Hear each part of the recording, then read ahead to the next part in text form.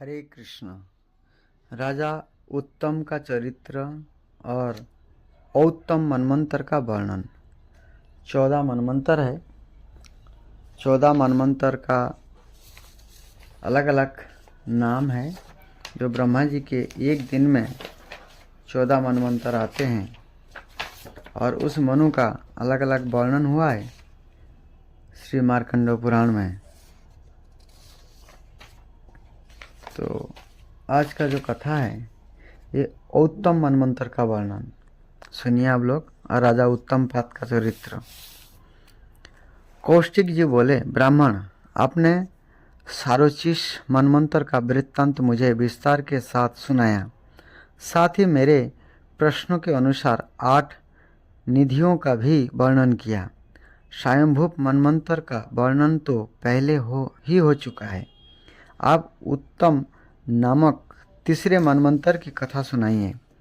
श्री मार्कंड जी ने कहा, राजन, उत्तानपाद के सुरुचि के गर्भ से एक उत्तम नामक पुत्र उत्पन्न हुआ था।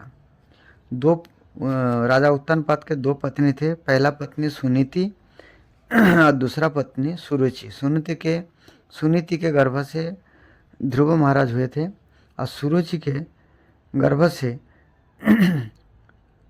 उत्तम नामक एक पुत्र हुए जो महान बलवान और पराक्रमी था। शत्रु और मित्र में तथा पुत्र और पराये मनुष्य में उसका समान भाव था। यह धर्म का ज्ञाता था और दुष्टों के लिए जमराज के समान भयंकर एवं साधु पुरुष के लिए चंद्रमा के समान आनंददायी था। राजकुमार उत्तम ने बभ्रु कुमारी बहुला के साथ विवाह किया था। ये सदा उसी में आसक्त रहते थे। उनका मन और किसी काम में नहीं लगता था। स्वप्न में भी उनका चित्त बहुला में ही लगा रहता था। ये सदा रानी की इच्छा के अनुसार ही चलते थे। तो भी ये कभी कभी उनके अनुकूल नहीं होती थी। एक समय दूसरे राजाओं के समक्ष ही रानी के राजा की आज्ञा मानने से इनकार कर दिया। इससे उन्हें बड़ा क्रोध हुआ। ये कुपित सर्प की भांति फुफकारते हुए द्वारपाल से बोले, दरवान, तो इस दुष्ट हृदय स्त्री का निर्जन वन में ले जाकर छोड़ दे। यह मेरी आज्ञा है। अतः तुझे इस पर कुछ सोच विचार करने की आवश्यकता नहीं है। तब राजा की आज्ञा को अविचरणीय मानकर द्वारपाल रानी को रथ पर बैठा वन में छोड़ाया। राजा के द्वारा इस प्रकार निर्जन वन में त्यागी जाने पर बहुला ने उनकी दृष्टि से दूर होने के कारण उनके ऊपर राजा का बहुत बड़ा अनुग्रह माना। इधर राजा अपने औरस पुत्रों की भांति प्रजा का पालन करते हुए समय व्यतीत करने लगे। एक दिन की बात है, कोई ब्राह्मण उनके दरबार में आया और अत्यंत दुखित चित्त होकर इस प्रकार कहने लगा। ब्राह्मण बोला, महाराज, मैं बहुत दुखी हूँ। मेरी बात सुनिए, क्योंकि राजा के सिवा और किसी से मनुष्य की संकट से रक्षा नहीं हो सकती। रात को सोते समय मेरे घर का दरवाज़ा खोले बिना ही कोई मेरी स्त्री को चुरा ले गया है।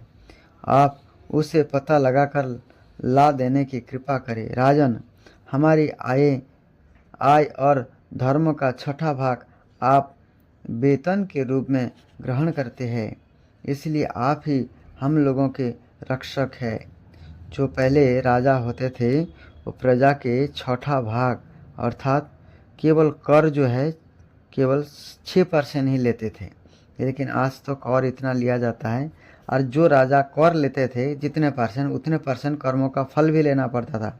चाहे धर्म करता हो प्रजा तो धर्म का फल भोगना पड़ता था। यदि वो पाप करता है तो पाप का फल भी राजा को ही भोगना पड़ता है।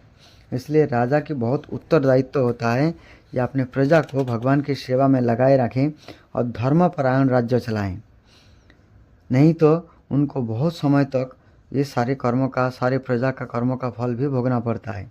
हमारी आय और धर्मों का छठा भाग आप वेतन के रूप में ग्रहण करते हैं, इसलिए आप ही हम लोगों के रक्षक हैं। आपसे रक्षित होने के कारण ही मनुष्य रात्रि में निश्चिंत होकर सोते हैं। राजा ने पूछा, ब्राह्मण, आपकी स्त्री शरीर से कैसा है? यह मैंने कभी नहीं देखा है। उसकी अवस्था कैसा है, यह भी आपको ही बतलाना होगा। साथ ही वह भी सूचित कीजिए कि आपकी ब्राह्मणी का स्वभाव कैसा है। ब्राह्मण बोला, राजन, मेरी स्त्री की दृष्टि से क्रूरता टपकती है। उसकी कद तो बहुत ऊंची है, किंतु बाहें छोटी, मुंह दुबला पतला और शरीर कुरूप है। वह मैं उसकी निंदा नहीं करता, ठीक ठीक दुलिया बतलाता हूँ। इसकी बातें बड़ी कड़वी होती है तथा स्वभाव से भी वह कोमल नहीं है। उसकी पहली अवस्था कुछ कुछ बीत चुके हैं। राजा ने कहा, ब्राह्मण, ऐसे स्त्री लेकर क्या करोगे?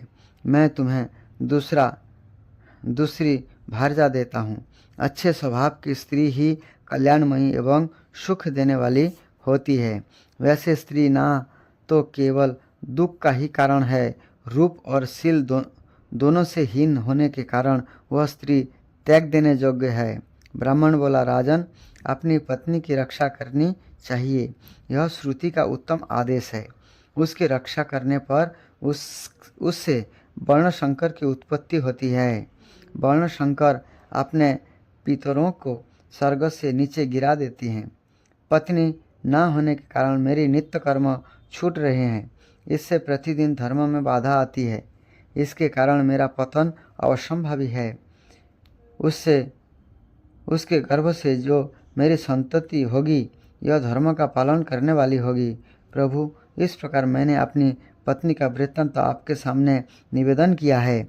आप इसे लाइए, क्योंकि आप ही प्रजा की रक्षा के अधिकारी है।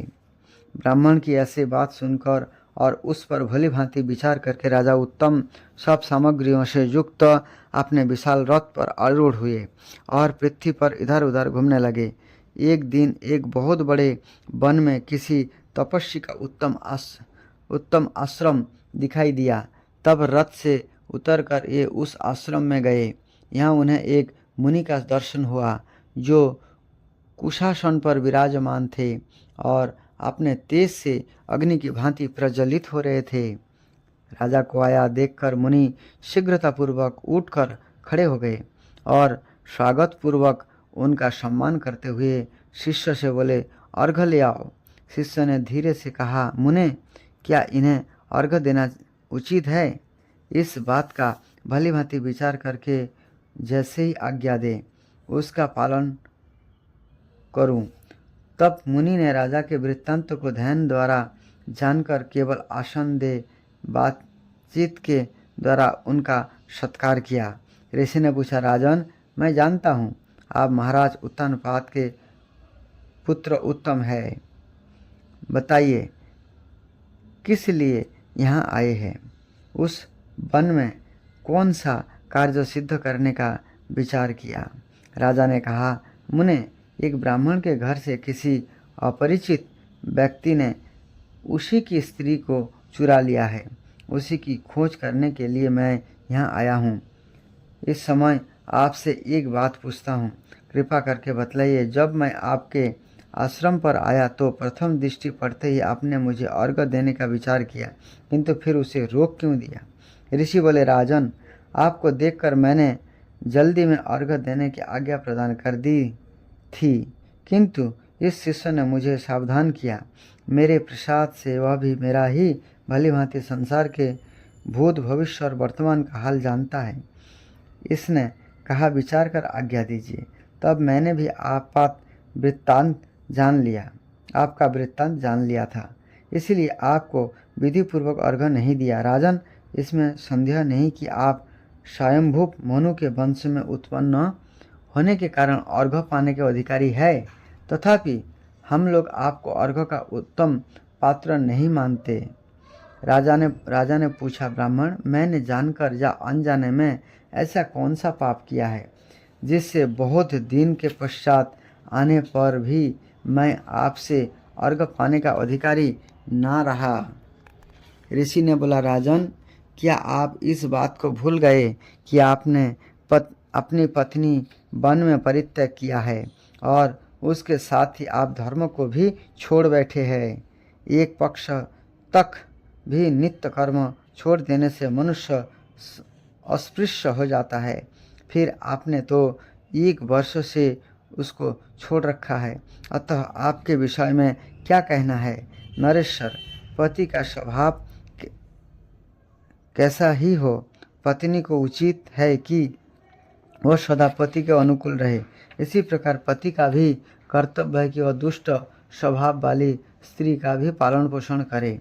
ब्राह्मण की यह पत्नी जिसका अपहरण हुआ है सदा पति के प्रतिकूल ही चलती है, तथापि धर्म पालन की इच्छा से वह आपके पास गया और पत्नी को खोजने के लिए प्रेरित करता रहा। आप तो धर्म से विचलित हुए दूसरे मनुष्य को धर्म में लगाते हैं। फिर जब आप स्वयं ही विचलित होंगे तब आपको कौन धर्म में लगाएगा? मार्कंडेय जी कहते हैं, मुनि के यह कहने पर राजा लज्जित हो गए। आपका कहना ठीक है। यह कहकर राजा ने ब्राह्मण की पत्नी के विषय में पूछा, भगवान, आप भूत और भविष्य के यथार्थ ज्ञाता है, बताइए ब्राह्मण की पत्नी कौन ले गए हैं? ऋषि ने बोला, राजन, अद्रि के पुत्र बलाक नाम के राक्षस ने उसका अपहरण किया है। उत्पलावत वन में जाने पर आप इस ब्राह्मण की पत्नी को देख सकेंगे। जाइए, शीघ्र ही उसे श्रेष्ठ ब्राह्मण का पत्नी से संजोग कराइए। इससे आपकी तरह उसे भी दिनों दिन पाप का भागी ना होना पड़े। तदंतर उन महामुनि को प्रणाम करके राजा उत्तम पुनः अपने हाथ रथ पर आरूढ़ हुए और उनके बताए हुए उत्पलावन वन में गए। यहाँ उन्होंने ब्राह्मण की पत्नी को देखा। उसका स्वरूप ठीक वैसा ही था जैसा कि ब्राह्मण ने बतलाया था। वह श्रीफल खा रही थी। राजा ने उससे पूछा, भद्रे, तुम इस वन में कैसे आई? सब बातें स्पष्ट रूप से बतलाओ। जान पड़ता है तुम विशाल के पुत्री सुशर्मा की स्त्री हो। ब्राह्मणी ने कहा, मैं वनवासी ब्राह्मण अतिरात्र की पुत्री हूँ और विशाल के पुत्री की, जिसका नाम अभी अभी आपने बताया है, पत्नी हूँ। मुझे दुरात्मा राक्षस बलाक यहाँ पर हर लाया है। मैं घर के भीतर सो रही थी। इस समय इसने मेरा आपने भ्राता और माता से वियोग कराया। मैं यहाँ बहुत दुखी रहती हूँ। उसने मुझ उस अत्यंत गहन वन में छोड़ रखा है। ना तो मेरा उपभोग करता है और ना ही मुझे खा ही डालता है। इसका कुछ कारण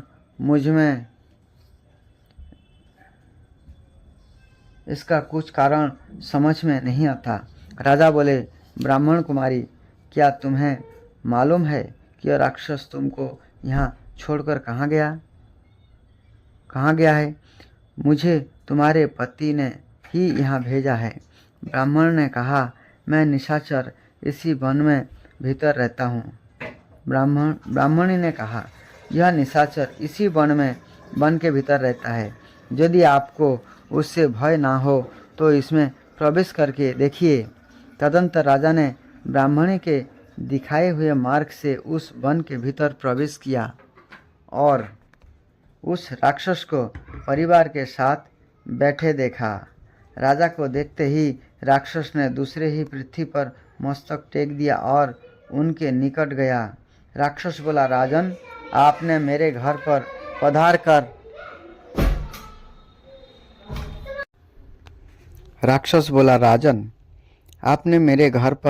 कर मेरे ऊपर बहुत बड़ी कृपा की है।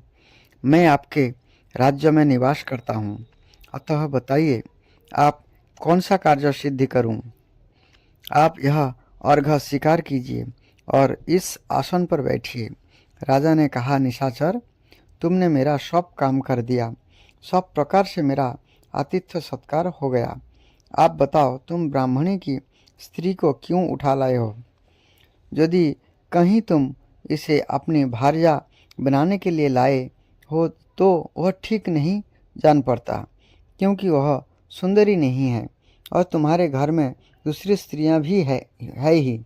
यदि उसे अपना भक्ष्य बनाने का विचार रहा हो तो आज तक तुमने उसे खाया क्यों नहीं? इसका कारण बतलाओ। राक्षस बोला, राजन, हम लोग मनुष्य को नहीं खाते। मनुष्य भक्षी राक्षस दूसरे ही है। हम तो पुण्य का फल ही खाया करते हैं।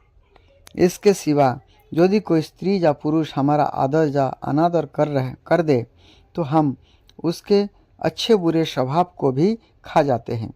यदि मनुष्य के क्षमा स्वभाव को हम खा ले तो वह क्रोधी बन जाता है, और दुष्ट स्वभाव को भक्षण कर ले तो उत्तम गुणों से संपन्न होते हैं।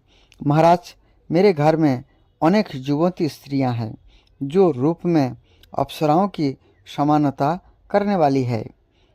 उनके रहते हुए मनुष्य की स्त्रियों में मेरी अनुराग कैसे हो सकती है? राजा ने कहा, निशाचर, यदि वह ब्राह्मणी न तुम्हारे उपभोग के काम की है न आहार के, तो ब्राह्मण के घर प्रवेश करके तुमने इसका अपहरण क्यों किया? राक्षस बोला, राजन, वो श्रेष्ठ ब्राह्मण वेद मंत्रों का ज्ञाता है। मैं जिस किसी यज्ञ में जाता हूँ, रक्षोघ्न मंत्रों का पाठ करके वह मुझे दूर भगा देता है। मंत्रों द्वारा उसके उच्चारण करने से हम लोग भूखे रह जाते हैं। ऐसी दशा में हम कहाँ जाएं? प्राय सभी यज्ञों में वह ऋतिज बना करता है, इसलिए हमने उसके सामने यह विघ्न खड़ा किया है, क्योंकि कोई भी पुरुष पत्नी के बिना यज्ञ कर्म करने के योग्य नहीं रहता। राजन, मैं आपका विनीत सेवक हूँ, आपके राज्य की प्रजा हूँ, अतः आप अपने किसी कार्य के लिए आज्ञा देकर मुझ पर कृपा कीजिए। राजा ने कहा, राक्षस, तुम पहले कह चुके हो कि मनुष्य के स्वभाव को खा जाते हैं, अतः हम तुमसे जो काम कराना चाहते हैं उसे सुनो। तुम इस ब्राह्मणी की दुष्टता को भक्षण कर लो, इससे वह विनयशील हो जाए। इसके बाद उसे इसके घर में पहुंचाओ। इतना कर देने पर मैं समझूंगा कि तुमने अपने घर पर आए हुए मुझ अतिथि का संपूर्ण मनोरथ पूर्ण कर दिया। राजा का यह कहने पर वह राक्षस अपनी माया से ब्राह्मणी के शरीर में प्रवेश कर गया और अपनी शक्ति से उसके दुष्ट स्वभाव को खा गया। फिर तो ब्राह्मणी पत्नी भयंकर दुष्टता से मुक्त हो गया और राजा से बोली, महाराज, मुझे अपने ही कर्मों के फल से अपने महात्मा स्वामी से विलग होना पड़ा है। यह निशाचर तो आप में उसमें निमित्त मात्र बना है, ना इसका दोष है ना मेरे महात्मा पति का दोष है। यह दोष मेरा ही है, क्योंकि मनुष्य को अपने ही करनी का फल खुद भोगना पड़ता है। पूर्व जन्म में मैंने किसी का वियोग कराया होगा, यह आज मुझ पर ही आ पड़ा है, इसमें दूसरों का क्या दोष है? राक्षस बोला, राजन, आपकी आज्ञा के अनुसार मैं इस ब्राह्मणी को इसके स्वामी के घर पर पहुंचा आता हूँ। इसके सिवा और भी यदि मेरा योग्य कोई कार्य हो तो आप उसके लिए आज्ञा दीजिए। राजा ने कहा, निशाचर, ये कार्य हो जाने पर मैं समझूंगा कि तुमने मेरा सारा कार्य सिद्ध कर दिया। वीर, यदि किसी कर्तव्य के समय में तुम्हारा स्मरण करूं तो तुम मेरे पास आ जाना। बहुत अच्छा कहकर राक्षस ने उस ब्राह्मण पत्नी को, जो दुष्टता दूर हो जाने से आप अच्छे स्वभाव की हो गई थी, ले जाकर उसके पति के घर में पहुंचा दिया। राजा भी उसे भेजकर मन ही मन इस प्रकार चिंता करने लगे, अब मैं अपने विषय में क्या करूं? क्या करने से मेरा भला होगा? महामना महर्षि ने मुझे अर्घ्य के अयोग्य बतलाया है, यह तो मेरे लिए बड़े कष्ट की बात है। अब मैं क्या करूं? पत्नी को तो मैंने त्याग दिया, अब इसका पता कैसे लगे? अथवा उन ज्ञान चक्षु महर्षि से ही चलकर पूछूं? जो विचार कर राजा ने फिर रथ पर आरूढ़ हुए और उस स्थान पर गए जहाँ ये त्रिकालवेत्ता धर्मात्मा महामुनि रहते थे। रथ से उतरकर उन्होंने मुनि के पास जा उसे प्रणाम किया और राक्षस से मिलने, ब्राह्मणी के दिखाई देने तथा उसकी दुष्टता के दूर होने आदि के सब वृत्तांत ठीक ठीक कह सुनाया। ऋषि ने कहा, राजन, तुमने जो कुछ किया है वो सब मुझे पहले से ही मालूम हो चुका है। मेरे पास तुम जैसे कार्यों से आए हो वह भी मुझसे छिपा नहीं है। मनुष्य के लिए पत्नी धर्म, अर्थ एवं काम की सिद्धि का कारण है। तुमने उसका त्याग करके विशेष धर्मों को भी त्याग दिया है। राजन, ब्राह्मण, क्षत्रिय, वैश्य अथवा शूद्र कोई भी क्यों न हो, पत्नी के न होने पर वो अपने कर्मानुष्ठान के योग्य नहीं रहता। तुमने अपनी पत्नी का त्याग करके अच्छा नहीं किया। जैसे स्त्रियों के लिए पति का त्याग अनुचित है, उसी प्रकार पुरुषों के लिए स्त्री का त्याग भी उचित नहीं है। राजा बोले, भगवान, क्या करूं? यह सब मेरे कर्मों का फल है। मैं सदा पत्नी के अनुकूल ही चलता था, फिर भी वह मेरे अनुकूल ना हुई, इसलिए मैंने उसे त्याग दिया। उसके वियोग की पीड़ा से मेरी अंतरात्मा व्यथित हो रही है। मैंने उसे वन में छोड़ा था, पता नहीं वो कहाँ चली गई, अथवा उसे वन में सिंह, व्याघ्र या निशाचरों ने तो नहीं खा लिया। ऋषि ने कहा, राजन, उसे सिंह, व्याघ्र या निशाचर ने नहीं खाया है। वह इस समय रसातल में है। इसका चरित्र अभी तक नष्ट नहीं हुआ है। राजा बोले, राजन, यह तो बड़ी अद्भुत बात है। उसे पाताल में कौन ले गया और वह अब तक दूषित कैसे नहीं हुई है? यह सब यथार्थ रूप से बतलाने की कृपा करे। ऋषि ने कहा, पाताल में नागराज कपोत एक विख्यात पुरुष है। एक दिन उन्होंने तुम्हारी त्यागी हुई सुंदरी पत्नी को महान वन के भीतर भटकते हुए देखा। उसका सारा हाल जानकर ये उस पर आसक्त हो गया और उसे पाताल लोक में ले गए। नागराज कोपत के नंदा नाम की एक पुत्री तथा मनोरमा नाम की स्त्री है। नंदा ने बहुला को देखकर सोचा, ना हो वह मेरी माता की सौत बनने वाली है। यह विचार कर वह उसे अपने घर में ले गई और अंतःपुर छिपा कर रख दिया। कपोत ने जब जब नंदा से बहुला को मांगा, तब तब उसने उनका कोई उत्तर नहीं दिया। तब पिता ने उसे शाप दे दिया, जा, तू गूंगी हो जाएगी।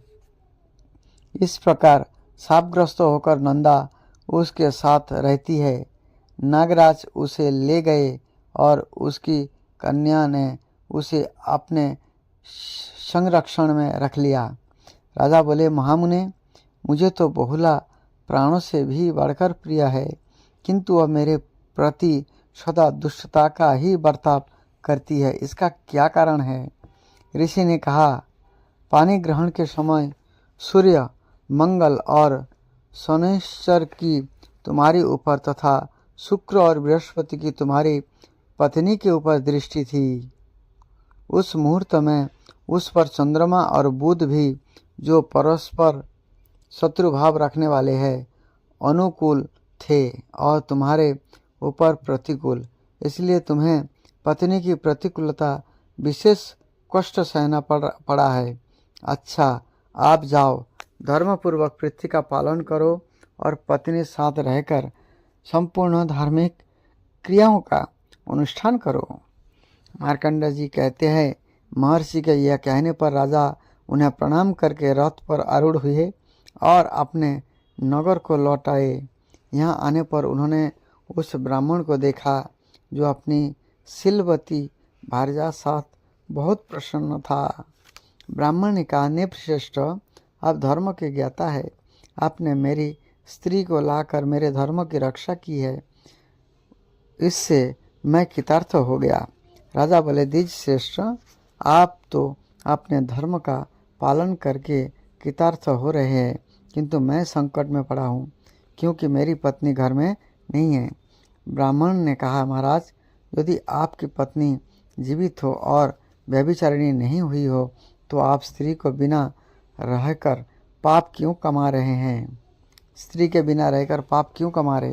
राजा बोले, ब्राह्मण, यदि मैं पत्नी को लाऊं भी तो वह सदा मेरे प्रतिकूल रहती है, अतः उससे दुख ही मिलेगी, सुख नहीं, क्योंकि वह मुझसे मैत्री नहीं रखती। आप कोई ऐसा यत्न करें जिससे वह मेरी अधीन हो जाए। ब्राह्मण ने कहा, राजन, आपके प्रति रानी का प्रेम रहने के लिए श्रेष्ठ यज्ञ करना उपकारक होगा। अतः मित्र की कामना रखने वाले लोग जिसका अनुष्ठान किया करते हैं, वह मित्र बिंदा नामक यज्ञ में आरंभ करता हूँ। तो ब्राह्मण ने मित्र बिंदा नामक यज्ञ आरंभ किया। राजन, जिन स्त्री पुरुष में परस्पर प्रेम न हो, उनमें मित्र बिंदा प्रेम उत्पन्न करती है। इसीलिए आपके कार्य की सिद्धि के उद्देश्य में उसी का अनुष्ठान करूँगा। ब्राह्मण के यह कहने पर राजा ने यज्ञ की सब सामग्री एकत्रित कराई और उस श्रेष्ठ ब्राह्मण ने मित्रविंदा यज्ञ का अनुष्ठान आरंभ किया। उसने राजा की स्त्री में प्रेम उत्पन्न करने के लिए एक एक करके 7 यज्ञ किए। जब उसे यह निश्चय हो गया कि रानी के हृदय में राजा के प्रति मित्र भाव जागृत हो गया है, तब उसने राजा से कहा, महाराज, आप अपनी प्रिय पत्नी को अपने साथ रखिए और उसके साथ उत्तम भोग भोगते हुए श्रद्धापूर्वक यज्ञ का अनुष्ठान कीजिए। ब्राह्मण की बात सुनकर राजा को बड़ा विस्मय हुआ। उन्होंने यह महापराक्रमी सत्य प्रतिज्ञ निशाचर को स्मरण किया। उनके स्मरण करते ही वह राक्षस राजा के पास आ पहुंचा और प्रणाम करके बोला, क्या आज्ञा है? तब राजा ने विस्तार के साथ अपना सारा वृत्तांत निवेदन किया। फिर वह राक्षस पाताल में जाकर रानी को ले आया। आने पर उसने हार्दिक अनुराग के साथ पति को देखा और बड़ी प्रसन्नता के साथ बारंबार कहा, मुझ पर प्रसन्न होइए। तब राजा ने अपनी मानिनी स्त्री को हृदय से लगाकर कहा, प्रिय, तुम बार बार मुझसे ऐसा क्यों कहती हो? मैं तो तुम पर प्रसन्न हूँ। रानी बोली, महाराज, यदि आप मुझ पर प्रसन्न है तो मैं आपसे एक याचना करती हूँ, आप उसे पूर्ण करके मेरा आदर कीजिए। राजा ने कहा, प्रिय, तुम्हें जो कुछ भी अभिष्ट हो वह निसंकोच होकर कहो। तुम्हारे लिए कुछ भी दुर्लभ नहीं है, मैं तुम्हारे अधीन हूँ। रानी बोली, नाथ, मेरे लिए नागराज ने मेरी सखी को श्राप दे दिया, इससे वह गूंगी हो गई है। यदि आप मेरे प्रेम बस उसके संकट का निवारण कर सके तो उसकी मुक्ता दूर करने के लिए प्रयत्न कीजिए। यदि ऐसा हो गया तो मैं समझूंगी मेरी सब कार्य सिद्ध हो गया। तब राजा ने उस ब्राह्मण को बुलाकर पूछा, विप्रवर, इसमें कैसी क्रिया होनी चाहिए जो उसकी मुक्ता दूर कर सके? ब्राह्मण बोला, राजन, मैं आपके कहने से सरस्वती इष्टि करूँगा, जिससे आपकी यह महारानी अपनी सखी की वाक शक्ति को कार्यक्षम बनाकर उसके ऋण से उऋण हो जाए। तदंतर उस श्रेष्ठ ब्राह्मण ने सरस्वती इष्टि आरंभ की, अर्थात यज्ञ आरंभ की। उसने नंदा की मुक्ता दूर करने के लिए एकाग्रचित होकर सारस्वत सूक्त का जप किया। इससे वह नाक करना बोलने लगी। उन दिनों गर्ग मुनि रसातल में रह रहा था। उन्होंने नंदा को बताया, तुम्हारी सखी बहुला के पति यह अत्यंत दुष्कर उपकार किया है। यह बात जानकर शीघ्रगामिनी नंदा राजा के नगर में आई।